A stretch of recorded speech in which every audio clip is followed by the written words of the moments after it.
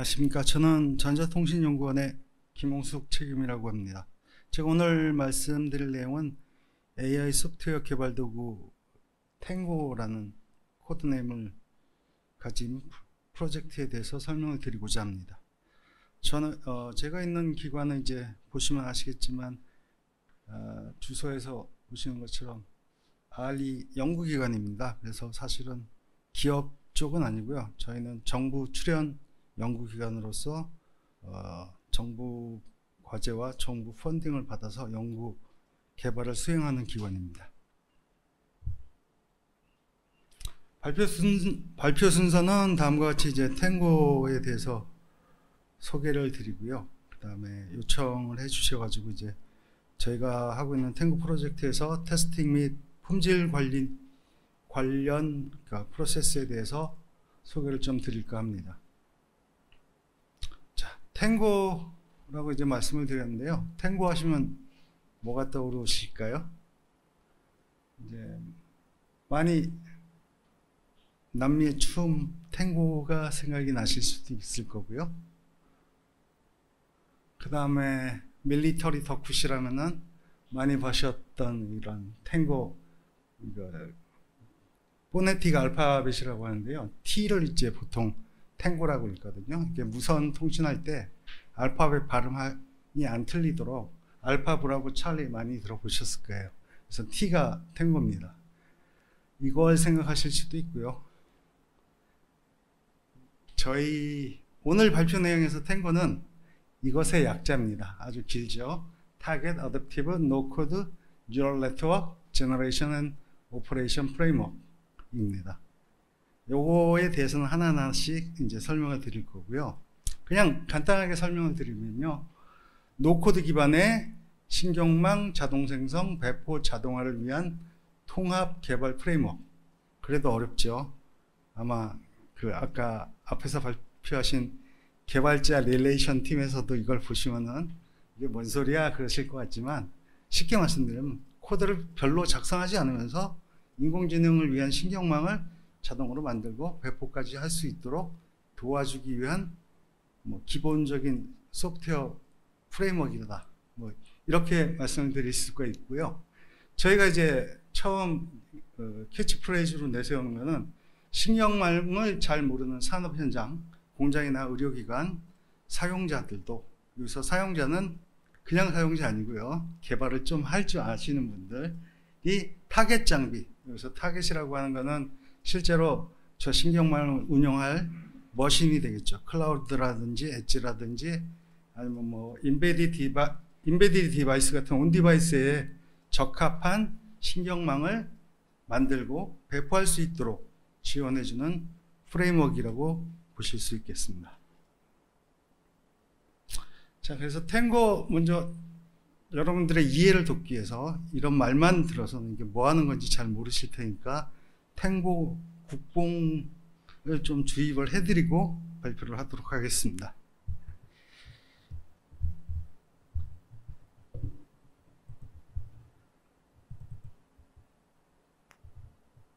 제가 가져와서 현장에서 시연해드리면 좋을 텐데요. 그러지 못해서 동영상을 찍었습니다. 보면서 설명을 좀 드리도록 하겠습니다. 처음부터 한번 보시죠. 처음 탱고 시작 영상입니다. 저희는 웹 기반이고요. 그래서 사용자 등록해서 들어가면 됩니다. 들어가고요. 스크린이 잘 보이나 모르겠네요.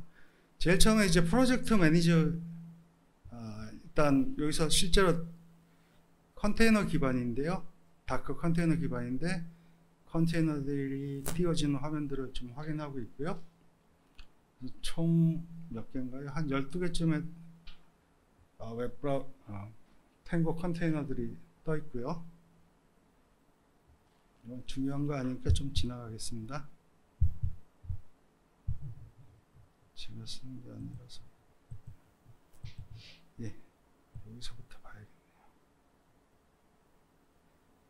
그래서 저희가 이제 저희 시작은 프로젝트 기반입니다. 그래서 어떤 프로젝트를 할 것이냐, 즉 사용하시는 분들께서 가진 데이터셋이 무엇이고 쓸 수 있는 가용 장비가 무엇인지를 가지고 이제 프로젝트를 준비를 한 거죠. 여기는 이제 제가 시연을 위해서 몇 가지를 넣어놓긴 했는데, 엑스레이 기반 이미지 폐결핵 진단하는 예를 가지고 한번 설명을 드리도록 하겠습니다. 보시면 이제 프로젝트 제가 이미 만들어 놓은 걸 한번 보여드리는 거고요. 여기서는 이제 너무 가버렸네요. 보시는 바와 같이 사용자 입장에서는 선택할 수 있는 것, 선택해야 하는 것은 데이터셋, 내가 가진 인공지능을 학습하기 위한 데이터셋이 어떤 게 준비되어 있다.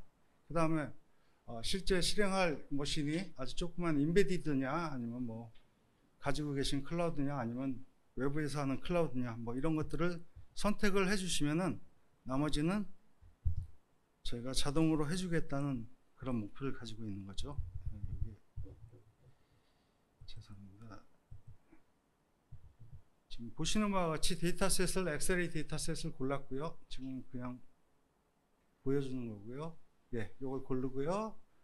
배포할 타겟은 현재 제일 왼쪽에 있는 인베디드 머신을 골랐습니다.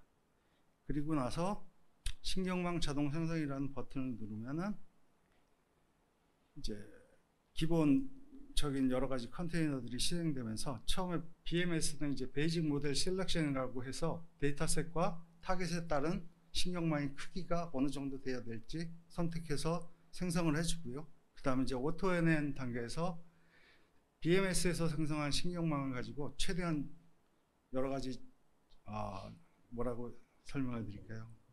잠깐만요. 지나가 버렸네요. 오토 NN이라는 단계에서는 자꾸 가버리네요. 멈추고 싶은데. 예. 죄송합니다. 서툴러서. 여기 멈추는 게 있군요. 예.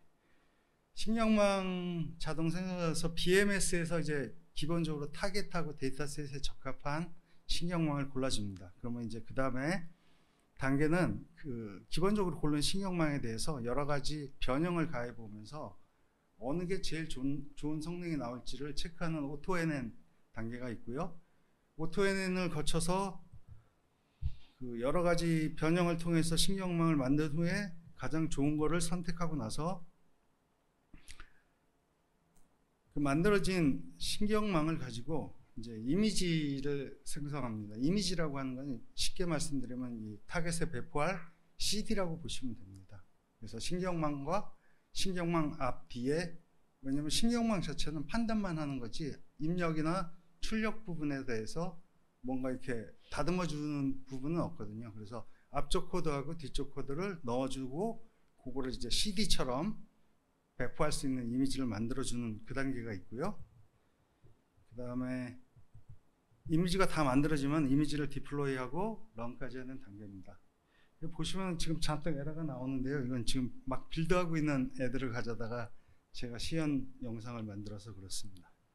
그래서 타겟은 뭐 이렇게 사용자가 현재 가진 타겟 정보를 이렇게 지정을 해주시면 되는데요. PC냐, 온디바이스냐, 클라우드냐에 따라서 이제 컴퓨팅 능력의 차이가 있겠죠. 그래서 이 3개 정도로 구분을 하고 있고요. 그 안에서 이제 사용할 수 있는 인공지능용 엑셀러레이터가 뭐를 쓸 수 있느냐에 따라서 뭐 ACL이나 RKNN이나 파이토치 뭐 이런 것들을 고르는 단계를 통해서 타겟을 설정을 해줄 수가 있겠습니다. 여기는 제가 시연을 위해서 저희 연구하면서 가진 인베디드 2개를 넣어놨고요. 나머지들은 그냥 가상으로 만든 겁니다. 예, 시연을 위해서 뭐 네이버 클라우드도 국내 업체니까 넣어드렸고요. 우한 형제들도 있었으면 넣어드렸을 텐데 예, 그렇습니다. 이렇게 해서 설정을 하시면 되고요. 데이터셋은 이제 보시면은 여기로 보여드려야겠네요.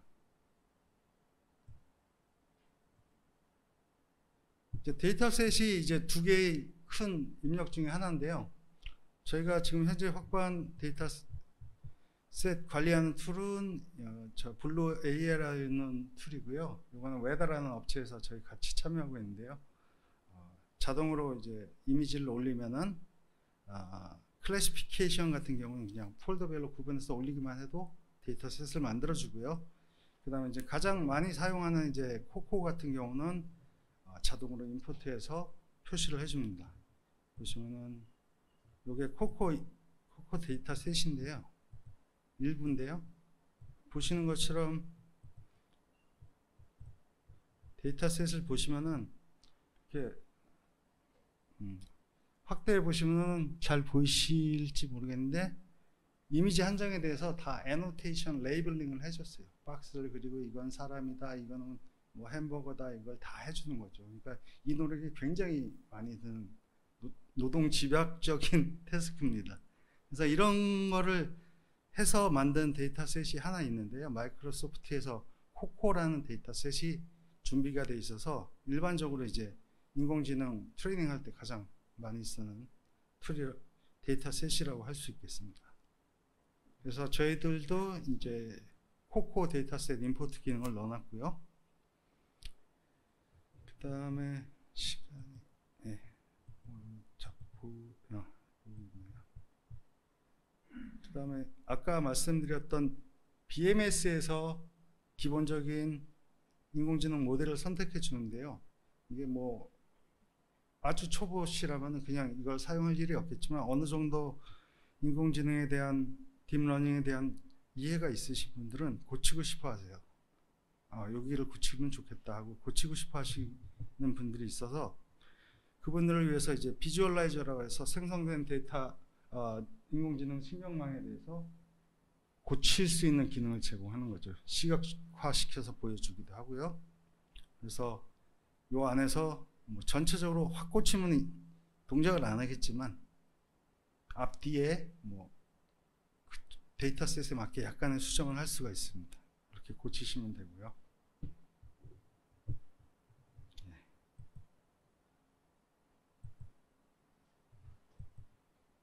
이런 기능들을 제공하고 있고요. 실제로는 국뽕을 주입을 잘 했는지 모르겠고요. 자, 이제 탱고에 대해서 기술적인 내용들을 좀 설명을 드리겠습니다. 탱고의 연구 배경은 신경망 응용 개발 자체가 좀 어렵다는 점입니다. 여러분들이 이제 미디어를 통해서 인공지능이 할 수 있는 많은 환상적인 팬시한 것들을 많이 보셨을 텐데요. 그거를 만드는 개발자 입장에서는 개발자와 데이터셋을 만드는 데이터 사이언티스트들을 갈아 넣는다고 표현하죠. 굉장히 어렵습니다. 뭐 보시기에는 팬시하고 아주 좋을 것 같지만 만든 사람은 굉장히 죽을 지경입니다. 그래서 여러 가지 어려움이 있는데 제일 첫 단계가 이제 데이터 준비입니다. 아까 제가 잠깐 보인 것처럼 그 그린 이미지셋에서 일일이 박스를 그리고 이게 사람이다, 이게 개다, 고양이다 이걸 해주는 그런 사람들이 필요하고요. 아주 간단한 예였으니까 그런데 이제 특별한 분야, 공장이나 뭐 이런 데서 공장 자동화나 아니면 뭐 회로 기판의 부품 삽입이나 뭐 이런 거를 하는 경우에 있어서는 그 부품에 대한 정보를 알아야 되잖아요. 도메인 전문가가 필요하거든요. 그 사람들이 레이블링을 해주고 그렇게 이제 데이터셋을 준비해 줘야 되죠.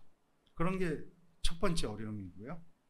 그 다음에 이걸 가지고 데이터가 있을 때 어떻게 하면은 원하는 목표, 태스크, 뭐 분류를 한다든지 아니면 특정 오브젝트를 찾는다든지 뭐 그런 일들을 하는 신경망을 어떻게 하면 잘 만들까 하는 그런 문제도 있을 거고요. 이 부분은 다행히 그래도 많이 소타라고 하는 스테이트 오브 디 아트라고 하는 알고리즘들이 알려져 있습니다. 그래서 뭐 많이 공개도 돼 있고요.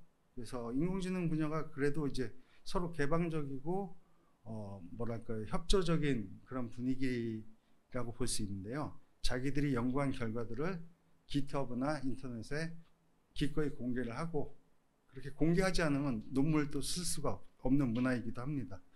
그래서 그런 부분에서는 조금 어려움들이 이제 덜해지고 있지만 어쨌든 많이 쓰는 데이터셋이 아니고 자기에게 특화된 데이터셋이라면 신경망도 거기에 특화되게 커스터마이즈를 해야 될 것 같고요. 그다음에 이제 배포하는 쪽에서도 어렵고요. 그다음에 이제 마지막으로 응용 소프트웨어를 개발하는 쪽, 그러니까 신경망까지 개발했다고 하더라도 앞뒤에 특히 입력을 어떻게 받을 것인가, 카메라로 받을 것인가, 적외선 카메라로 받을 것인가, 이미지로 받을 것인가, 그거에 대해서 처리해줘서 신경망이 원하는 입력 형태로 만들어줘서 넣어줘야지 원하는 결과를 얻을 수가 있을 거고요.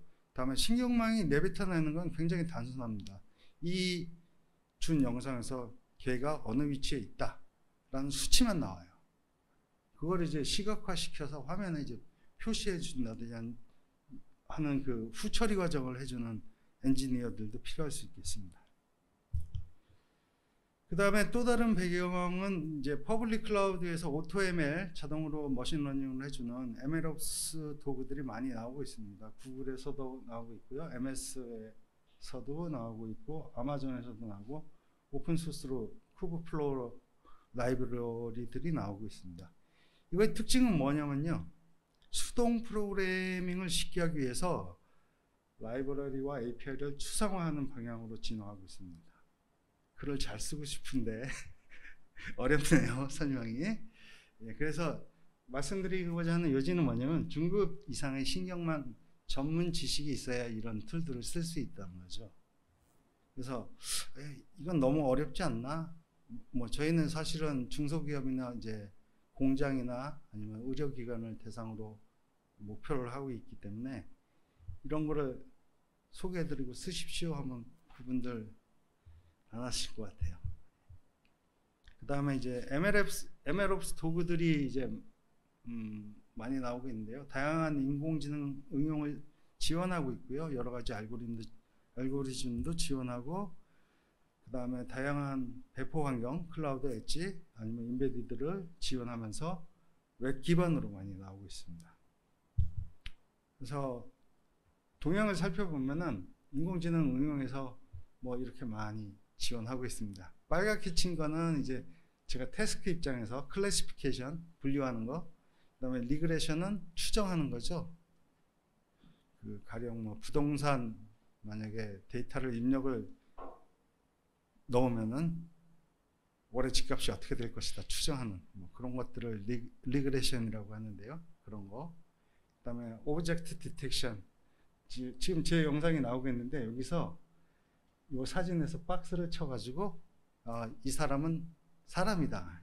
사람이 아니죠. 여기에 이 박스 친 부분은 사람이다라고 표현하는 게 이제 오브젝트 디텍션이고요. 그 다음에 이제 요거 뒤에 설명이 있으니까 그때 드리겠습니다. 뭐 이런 경우들이 많은데 특징을 뭐 저희가 살펴봤더니 주로 타블라 데이터, 그러니까 엑셀 스타일의 데이터에 대해서 오토ML을 적용하는 게 주로 되어 있고요. 이미지의 경우 클래시피케이션, 그냥 분류만 하는 거. 그 다음에 하이퍼 파라미터 최적화 위주로 되어 있고, 가장 큰 특징은 자사 클라우드에 최적화되어 있다는 거죠. 이건 기업 입장에서 당연한 접근이고요. 좀 전에 말씀드렸던 이제 컴퓨터 비전에서 태스크인데요. 영상에 있는 것처럼 두 번째, 그러니까 왼쪽에서 두 번째가 이제 클래시피케이션이라고 부르는데요. 어떤 이미지가 주어졌을 적에 그 이미지에 있는 것이 무엇인지를 구별하는 게 클래시피케이션입니다. 그 다음에 그 대상 오브젝트라고 하는데 그 오브젝트에 대해서 바운딩 박스, 둘러싸는 박스를 치는 거를 로컬라이제이션이라고 합니다. 그래서 저거는 이제 이미지에서 대상이 하나일 때고요. 세 번째 거는 이제 오브젝트 디텍션이라고 하는데요. 이미지에서 인식해야 할 대상이 여러 개입니다. 그럴 때는 이제 오브젝트 디텍션이라고 해서 각각의 오브젝트마다 박스를 쳐주고 개다, 고양이다, 뭐다 이렇게 해주는 거죠. 이게 이제 클래시피케이션보다는 조금 더 어렵고요. 데이터셋 준비하기도 더 어렵겠죠. 그 다음에 마지막 단계가 인스턴스 세그멘테이션이라고 해서 실루엣을 따주는 거예요. 개 모양의 실루엣을 빨갛게 따줬고요. 그 옆에 두 개인데 이제 연두색으로 따줬죠. 사실 저런 데이터셋을 준비하는 게 더 어려워요. 그리고 이런 데이터셋을 준비하는데 굉장한 돈이 많이 듭니다. 그래서 인공지능 개발 프로세스의 70%는 데이터셋을 준비하는 데 들어갑니다. 마지막 보기에는 굉장히 좋지만 그런 노력이 들게 되겠습니다. 그래서 이제 저희 이쪽 컴퓨터 비전 태스크를 살펴보시면은 클래시피케이션은 그냥 이미지 분류합니다. 처음엔 재밌는데 이게 산업적으로 얼마만큼 효용이 있을까 라는 의문이 들죠. 그 다음에 디텍션은 여러 객체의 분류와 위치까지 찾아주는 거죠. 저희 탱고의 주 타겟이기도 합니다. 그 다음에 세그멘테이션은 객체의 실루엣까지 해주는데 데이터 레이블링에 너무 많은 비용이 들기도 하고요. 데이터 준비하기가 너무 힘들 것 같습니다. 그래서 저희는 일단은 이제 디텍션, 오브젝트 디텍션을 목표로 하는 그런 프레임워크이고요. 그래서 이제 저희가 하고 있는 것 중에 몇 가지들이, 그러니까 폐결핵 검사 같은 경우는 이제 엑스레이를 가지고서, 이거는 사실 클래시피케이션입니다. 폐 이미지 사진만 가지고 어떻게 굉장히 많은 데이터셋들을 학습을 시킵니다. 폐 사진들을 학습을 시켜가지고 저희가 설명하기는 힘들지만 어떤 특징이 추출돼서 그게 인공지능 신경망에 녹아들어 있어서 판단을 할 수 있다는 거죠.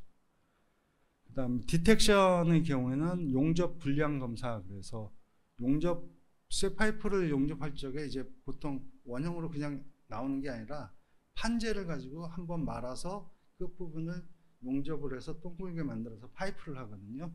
그때 이제 용접이 불량인 부위가 있다면은, 아니면 불량이라고 하는 거는 용접은 됐으나 강도가 약해서 그 요구하는 압력 이상이 됐을 때 그 부분이 터질 수가 있다는 거죠. 그 부분에 대해서 이제 불량 감지를 하는 거죠. 그 다음에 마지막은 칫솔 불량 검사라고 했는데요. 이건 칫솔 손잡이를 이렇게 성형해서 만들어내는 공장이 있는데요. 그러니까 칫솔 손잡이가 플라스틱으로 되어 있는데 그 부분이 이제 잘 나왔는지 안 나왔는지를 이제 사람들이 수작업으로 보면서 하는데, 뭐 가장 큰 게 이제 그런 제품을 실제로 우리는 시장에서 만나실 수는 별로 없어요. 왜냐하면 다 품질 관리에 의해서 커트되기 때문에 걸러지는데, 이제 기포가 있는 경우가 있습니다. 투명 플라스틱 손잡이 안에 그런 것들 이제 걸러주는 거죠. 그런 것들에 지금 쓰이고, 죄송합니다. 목이 메어서 활용을 한 적이 있고요. 이거는 이제 단독으로 다 한 것들이고요. 저희 탱고 프레임워크에는 아직 안 들어가 있고요. 그 다음에 이제 저희 탱고는 이제 디텍션, 앞에서 말씀드린 것처럼 디텍션을 지원하는 신경 자동망 생성 도구고요. 그래서 뭐 여기는 조금 어려운 부분이 될 것 같은데 설명을 그래도 좀 드려야 될 것 같아서, 신경망은 크게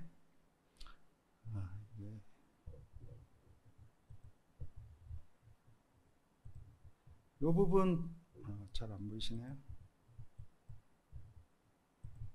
이 백본이라고 하는 부분과 넥, 헤드라고 하는 세 부분으로 이제 구성이 되는데요. 특히 디텍션용 신경망은, 백본은 뭐냐면은 입력으로부터 특징을 쫙 모아 올리는 거죠. 우리로 치면은 모든 신경망이 또 나오네요. 우리 척추를 통해서 이렇게 신경들이 올라가서 뇌까지 해서 우리가 뭔가 판단을 한다든지 하죠. 시각은 빼고요. 시각은 얼굴 안에서 다 이루어지지만, 그랬을 적에 모든 입력 정보를 모아서 특징을 추출하는 부분을 이제 백본이라고 하고요. 그 다음에 그거로부터 최종적으로 판단하는 부분을 헤드라고 하고요. 중간에 넥은 백본에서 나온 데이터들을, 그 특징들을 헤드에서 좀 더 유용하게 쓸 수 있도록 가공해 주는 부분이라고 볼 수 있습니다. 그렇게 이름을 붙인 것 같아요. 저도 저 이름을 왜 저렇게 붙이는지에 대해서 유래를 찾아봤는데 뭐 특별하게 그 설명은 없이 다들 이 용어를 쓰더라고요. 그래서 저희가 하는 일 중에 하나는, 앞에서 설명드렸던 오토엔에서는 저 백본 네트워크하고 넥 부분들에 대해서 BMS에서 그냥 골라준 거에 대해서 여러 가지 변형을 가하면서 그 변형 가한 것마다 다 돌려보면서 성능이 잘 나오는지를 체크해서 가장 좋은 거를 골라주는 방식입니다. 그 다음에 이제 저희 특징 중에 하나는 클라우드하고 엣지하고 온디바이스 및 다중 가속 환경 통합 지원입니다. 말이 어렵네요. 그러니까 여러 가지 하드웨어를 지원하겠다는 거고요. 가속 환경이란 건 뭐냐면은 인공지능 운용에 특화된 것들이 있습니다. 하드웨어들이. 그래서 뭐 많이 하시는 쿠다라고 하는 엔비디아 프로세서 같은 경우 이제 인공지능 신경망 오퍼레이션을 하는데 특화된 코드도 인스트럭션들이 잘 되어 있고요. 그 다음에 뭐 인베디드 같은 경우에도 이제 뉴럴 프로세스 유닛이라고 하나요? NPU 같은 엑셀러레이터들이 있는데요. 그것들을 잘 활용을 하면 조금 더 빨리 할 수가 있거든요. 그래서 그런 타겟 환경에 맞도록 이제 코드를 생성하는 그런 부분들을 목표로 하고 있습니다. 그래서 전체적인 구조는 다음과 같은데요. 제일 처음에 이제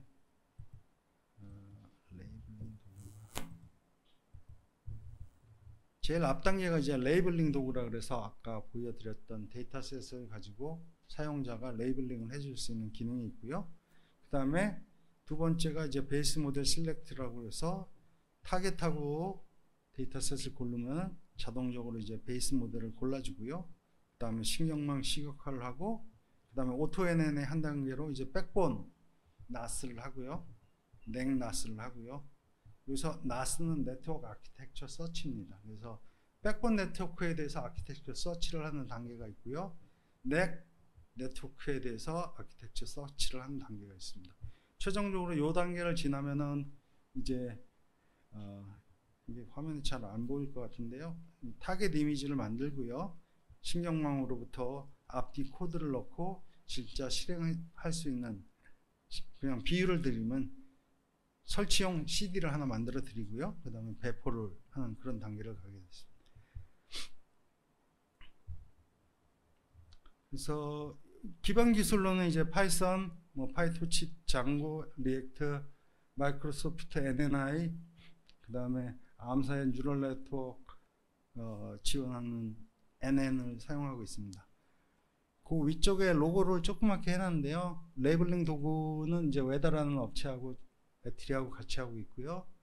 그 다음에 베이스 모델 셀렉트는 미국의 조지아텍하고 홍익대에서 같이 하고 있고요.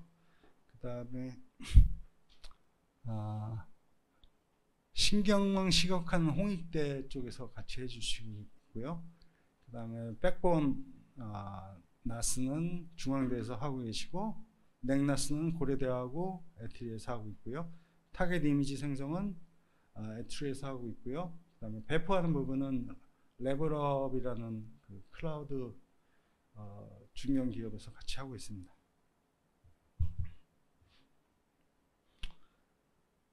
이제 저희의 목표는 이제 알고리즘 다양화하고 이제 기능 확장이라고 보실 수가 있겠습니다. 그래서 뭐 다 설명을 드려버렸네요. 여기서 설명해야 되는데, 베이스 모델 셀렉트를 통해서 이제 다중 접근으로 할 수가 있고요. 그 다음에 학습 도구, 그 다음에 드래그 앤 드랍 워크플로우, 멀티노드, 멀티 GPU 분산 학습, 뭐 쿠버네티스, 뭐 이런 얘기들이 있는데요. 뭐 잘하겠다는 내용이고요. 너무 테크니컬해서 이건 지나가겠습니다. 그래서 히스토리를 살짝 말씀드리면은, 아이고 시간이 그러네요. 일단 2021년에 저희 에트리 내부에서 구현을 위한 기술 스택 검토 및 기반 연구들을 좀 했습니다. 그리고 2022년에 처음이라서 비공개로 리파지토리 저장소를 운영을 했고요. 10월까지 운영을 했고요. 대략적으로. 그 다음에 8월쯤에 이제 코드네임 탱고를 선정하고 어느 정도 비공개 저장소에 된 것들을 가지고 공개하기로 결정을 하고 9월 6일에 공개를 했습니다. 그래서 2022년 10월 31일에 가을 예비 릴리즈를 했었고요. 그 다음에 공식 릴리즈를 11월 30일에 할 예정입니다. 여기 보시는 github.com ml-tango/tango로 오시면은 모든 문서와 모든 소스와 그냥 저희가 하고 있는 거 모두가 그냥 다 공개되어 있습니다. 다운로드 하셔가지고 빌드하고 사용하는 방법대로 설치하시면 됩니다. 현재는 아주 이렇게 팬시하지는 않습니다. 초기 단계라서 빌드하고 뭐 스타트 정도만 되어 있습니다. 그렇고요. 다음에 이제 탱고 기본적인 기술 구조는 그 MSA 마이크로 서비스 아키텍처 구조로 되어 있고요. 그래서 그러니까 도커 컨테이너를 사용해서 앞에서 말씀드렸던 여러 가지 BMS라든지 오토NN이라든지 뭐 이미지 제너레이터라든지 이미지 디플로이드를 하나하나 컨테이너로 만들어 놨습니다. 그래서 그 각각을 컨테이너화 시켰기 때문에 더 좋은 스타일로 컨테이너를 만든다면 해당 기능을 다른 컨테이너로 대체할 수도 있습니다. 그래서 이런 마이크로 서비스를 설명을 드리면 단일 기능만을 책임지고 수행을 하고요. 개별적으로 배포 가능하고 뭐 독자적인 데이터 스토어를 사용하고 가장 좋은 건 이제 대체 가능하다는 거죠. 더 좋은 게 있으면 앞뒤 인터페이스만 맞추면은 바꿔 빼고 끼고 할 수 있다는 겁니다. 그래서 탱고 구조는 뭐 앞에서 설명드렸던 거를 이제 이거는 사실 저희 탱고 저장소에 있는 제 리드미에 있는 그림인데요. 저런 식으로 이제 다 컨테이너죠. 프로젝트 매니저부터 레벨링 툴도 저기죠. 컨테이너고 비주얼라이저도 탱고고 탱고가 아니죠. 컨테이너고요. 오토NN도 컨테이너고 다 컨테이너입니다. 그래서 더 잘 만들었다면 저 부분만 바꿔치기 하면 전체적으로 동작하는 것을 할 수가 있다는 거죠. 시간이 모자랄 것 같아서 이거는 이제 생략을 하겠습니다. 그다음에 이제 탱고 개발자 가이드 부분은 이제 저희가 개발자 컨퍼런스 쪽에서 이제 말씀을 드린 건데요. 모든 문서는 이제 위키로 유지가 되고 있고요. 여기 보시는 여기 안 나오나요? 여기 보시는 요 위치로 가시면은 보실 수가 있고요. 그래서 개발자 가이드는 이제 크게 탱고에 있는 컨테이너들이 어떤 것이 있는가, 그 다음에 탱고 프로젝트를 시작부터 디플로이까지 어떻게 하는가, 그 다음에 탱고 프로젝트에서 전체적인 제어 구조가 어떻게 되는가에 대해서 설명한 문서들이 있습니다. 개발자 컨퍼런스가 아니므로 별 관심이 없으실 것 같지만 혹시라도 개발자가 있으시면 이쪽으로 가시면은 다 문서가 있고요. 컨테이너 각각을 이제 간단하게 한번 설명을 드리면 컨테이너 구조는 아까 설명드린 것처럼 이렇게 모든 전체 애플리케이션을 이루는 요소들이 컨테이너로 구성되어 있습니다. 그 중에서도 프로젝트 매니저라고 하는 메인 컨테이너가 있고요. 그 컨테이너가 다른 컨테이너들을 시작시키고 결과를 보고받고 다음 시작하고 다음 결과를 받고 뭐 그런 식으로 하는 워크플로우 코디네이터로 동작을 하게 되겠습니다. 나머지들은 이제 멤버 컨테이너로 동작을 하고요. 그래서 요거는 이제 제가 그림을 넣는다고 했는데 굉장히 작죠. 요거는 웹페이지 가시면은 전체적인 플로우가 잘 나오는데요. 여기서 이제 모든 컨테이너들은 특히 멤버 컨테이너들은 밑에 있는 스타트, 스톱, 스테이터스 리퀘스트, 스테이터스 리포트라는 4개의 API만 구현하면은 바꿔 끼울 수 있는 구조가 되겠습니다. 저 API들이 이제 프로젝트 매니저 쪽에서 제어하기 위해서 사용하는 API인데 저걸 구현해서 넣으면 대체 가능하게 되겠습니다. 그 다음에 컨테이너들은 그 도커 컨테이너 자체가 그 격리된 환경에서 실행되는 프로세스라고 설명드릴 수 있는데요. 그래서 그들 간의 정보를 교환하기 위해서 뭐 어떻게 설명드릴까요? 공유 디렉토리 뭐 그런 개념이라고 볼 수 있는 도커 호스트 볼륨을 사용하고 있습니다. 그래서 도커 호스트 볼륨 구조는 쉐어드 밑에 커먼 밑에 유저 아이디 밑에 프로젝트 아이디로 사용하고 있는 프로젝트를 구분하고 사용할 파일들 정보를 다 이렇게 야물이라는 그 데이터 포맷인데요. 그걸 사용해서 하고 있습니다. 그 다음에 이제 데이터셋은 저 밑에 또 보시는 바와 같이 트레인용, 학습용, 그 다음에 테스트용, 검증용 이렇게 호스트 볼륨을 접근해서 컨테이너들이 사용하도록 하고 있습니다. 예, 앞에서 설명드렸던 거고요. 프로젝트 매니저 입장에서는 스테이터스 리포트만 받으면 되고요. 멤버 컨테이너 입장에서는 스타트하고 스톱하고 스테이터스 리퀘스트를 제공해줘야 되는데, 저게 이제 리더 컨테이너에서 너 시작해, 너 그만둬, 그다음 너 잘하고 있니? 하고 이제 물어보는 거고요. 그 다음에 프로젝트 매니저에서는 스테이터스 리포트라는 걸 익스포즈 바깥에다 제공하고 있고요. 멤버 컨테이너들이 스테이터스 리포트를 통해서 내가 어디까지 진행했는지, 끝났는지, 페일했는지, 실패했는지를 다 보고하게 되어 있습니다.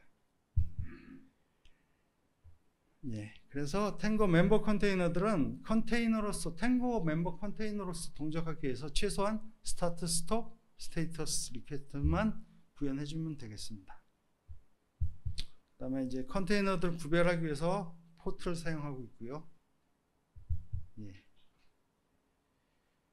요것도 이제 다커 관련 구체적인 내용이라서 제가 넣긴 했는데 이건 스킵하도록 하겠습니다. 그 다음에 오늘의 그 주 관심사라고 할 수 있는 소프트웨어 엔지니어링 관점에서 탱고에 대해서 살펴보도록 하겠습니다. 사실 제가 개발자로서 뭐 전성과 나왔지만 학교 다닐 때는 SE 과목을 별로 안 좋아했습니다. 왜냐하면은 SE 과목이 업력이 쌓인 다음에 보면은 이 말이 이 말이구나 하는 그런 이해가 가는 부분인데, 그냥 학부생으로 보기에는 코딩 경험도 많지도 않고 협업해 본 적도 없고 그런 입장에서 보면은 이게 무슨 너무 추상적인 얘기가 많죠. 그래서 제가 이 강연을 요청을 받으면서 SE 관점에서 저희 탱고를 소개해 달라는 그걸 받고서 이제 고민을 좀 했습니다. SE 소프트웨어 엔지니어링 교과서 이사 몇 번 하면서 버린 지 오래고, 그 다음에 이제 그래서 이제 기본적인 내용을 한번 찾아보고서 거꾸로 한 거죠. 이제 제가 업력이 조금은 쌓였으니까 그때 배웠던 내용들이 나도 모르게 이렇게 쓰여지지 않았을까 한번 분석을 해봤습니다. 저희 탱고가 처음 시작할 때 요구사항은 굉장히 이건 다 늘어놓은 건데요. 다양한 기술 스택을 요구했고요. 파이썬, C, C++, 그 다음에 C라든지, 그 다음에 딥러닝 프레임워크로 우리 파이토치도 했으면 좋겠고, 텐서플로우도 했으면 좋겠고, 그 다음에 다양한 하드웨어 타겟, 우린 인베디드도 했으면 좋겠고, 저희 태생이 원래, 제가 있는 조직 태생이 원래 인베디드 조직이라서 그렇고요. 그 다음에 PC, 아니면 남들 한다니까 클라우드도 한번 해봤으면 좋겠고, 그 다음에 어떤 경우는 이제 하드웨어 스펙에서 CPU만 있는 경우도 있고요. GPU까지 있어서 좀 더 빠르게 할 수 있는 경우도 있고, NPU가 있는 경우도 있고, 그 다음에 버전 관리도 하면 좋겠고, 이슈 관리도 하면 좋겠고, 다 좋은 희망사항이고요. 그 다음에 UI 요구사항은 확실했어요. 웹 기반으로 했으면 좋겠다. 그 다음에 프로젝트 기반으로 해서 사용자별로 인증을 받아서 구분해서 좀 분리되는 환경에서 했으면 좋겠다. 이런 요구사항들이 있었습니다. 그래서 이 관점에서 설계를 한 게 이제 서비스를 컨테이너화하자. 그래서 효율적 관리를 위해서 시스템을 분해한 다음에 추상화해서 기능별로 분리해서 그 기능별로 구현한 게 컨테이너로 하자라고 했고요. 이렇게 함으로써 성능 향상, 시스템 수정, 재사용, 유지 관리에 있어서 좀 좋아진 것 같고요. 그 다음에 이제 SE 책에서 맨날 얘기하는 게 결합도는 약하게, 응집도는 강하게, 적절한 모듈 개수 유지. 이게 있습니다. 이게 뭐냐면 어떤 애플리케이션을 구성하는 데 있어서 서로 다른 요소 간에 너무 의존하면 안 된다. 의존이 많으면요, 하나를 고치면 의존하는 나머지들도 다 고쳐야 되기 때문에 의존성은, 결합도는 약하게 하고요. 그 다음에 어떤 기능을 하는 모듈 또는 컴포넌트 내부에서 어떤 일을 하는 것들은 그 목표에 맞게 잘 응집되어 있어야 됩니다. 튼튼하게 만들어져야 된다는 거고요. 그 다음에 적절한 모듈의 개수를 유지해야 됩니다. 너무 많으면은 통합하는데 시간이나 비용이 많이 든다는 거죠. 그래서 SE 관점에서 탱고 설계를 보면 모듈 독립성을 위해서 이제 이건 죄송합니다. 이건 앞에 얘기 이어지는 거네요. 그 복잡도를 위해서 싱글 팬 아웃입니다. 뭐냐면은 컨테이너 입장에서는 멤버 컨테이너는 프로젝트 컨테이너하고만 연결돼요. 그 다음에 프로젝트 컨테이너는 멤버 컨테이너하고 1대1을 n번 연결하는 거죠. 그런 구조로 되어 있고요. 그 다음에 도커 기반으로 했기 때문에 독립적으로 배포 가능한 서비스를 만들 수가 있고요. 그 다음에 MS에서 주장한 저런 장점들을 충분히 누릴 수가 있겠습니다. 그래서 저희는 이제 저장소 구조를 보시면 아시겠지만 처음부터 작정한 게 뭐냐면요. 여러 기관이 참여하다 보니까 쫑이 나면 안 되겠다. 저희 개발자끼리 하는 말로 쫑 나면 피곤하거든요, 서로. 그래서 각자 서브 폴더를 나눠서 그 서브 폴더에서 니네 거만 구현해. 각자 알아서 하세요. 그 다음에 제일 위에서 합치는 코드 하나 딱 하나 있습니다. 그걸로만 해놓고 그게 이제 다커 컴포즈 야멀 파일이라는 파일에서 이 컴포넌트 컨테이너들을 어떻게 운영하고 어떻게 빌드하고 어떻게 실행할 것인가에 대한 설정이 되어 있습니다. 그거 하나 빼고는 나머지는 남의 서브 디렉터리 절대 건드리지 않게 되어 있습니다. 이러면 이제 굉장히 좋죠. 사람들끼리 남의 거 몰라도 되고 내 것만 알면 되니까요. 그 다음에 이제 개발 과정에서는 이제 브랜치라는 걸 만들어 가지고 담당자별로 브랜치를 만들어서 그 브랜치 안에서 네가 치지고 뽑고해서 다 성공했으면 성공한 것만 메인 브랜치에다 넣어라. 이런 식으로 이제 했죠. 그래서 이렇게 진행을 하고 있고요. 그 다음에 통합 테스트의 경우에는 현재까지는 저희가 수동으로 하고 있습니다. 그러니까 토요일이나 뭐 일요일에 한 번씩 통합해서 테스트를 하고 있고요. 뭐 흔히 말하는 CI/CD는 아직 구현을 못했고요. 그다음에 메인 브랜치에 이제 각 개발자들이 자기가 한 것들을 머지해서 푸시하고 있습니다. 처음에는 이제 PR이라고 하는 풀 리퀘스트라고 하는 거를 사용했었는데 풀 리퀘스트가 뭐냐면요. 내가 한 거를 풀 땡겨달라고 리퀘스트 하는 겁니다. 개발자가 내가 이런 걸 만들었으니까 네 코드에 땡겨 넣어줘라고 하는 건데요. 이건 굉장히 좋은 아이디어이긴 한데 이런 코드가 올라왔을 때 누군가 리뷰를 해줘야 돼요. 풀 리퀘스트가 왔을 때 이 코드가 잘 동작할지 어느 부분을 고쳤는데 될지 어떨지에 대해서 누군가 리뷰를 해줘야 되는데 저희가 너무 잘 나눴는지 몰라도 남의 코드에 신경을 안 씁니다. 그러니까 올린 사람 말고는 이 내용을 모릅니다.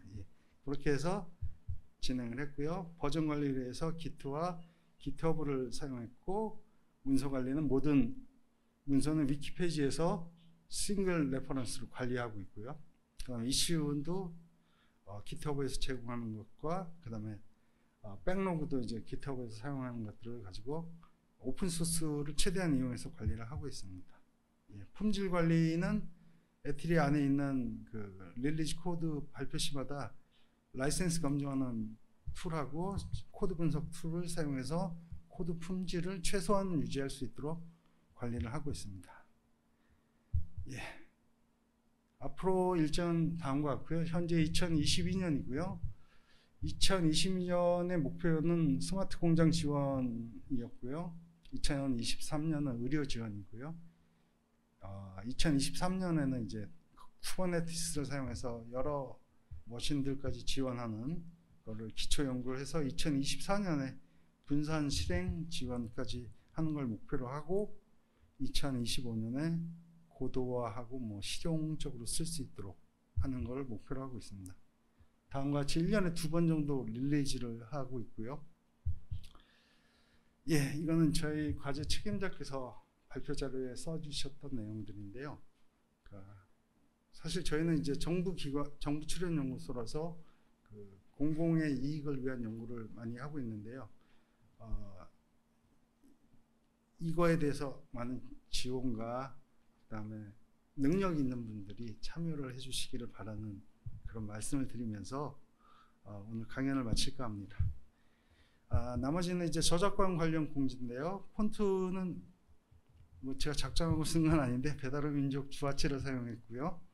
그 다음에 동영상 이미지 관련해서 제가 저작권에 문제가 있는지 없는지 대부분 잘 체크를 했지만 혹시라도 문제가 될 수가 있으니까 이미지하고 동영상 부분은 빼시고 마음껏 쓰셔도 됩니다.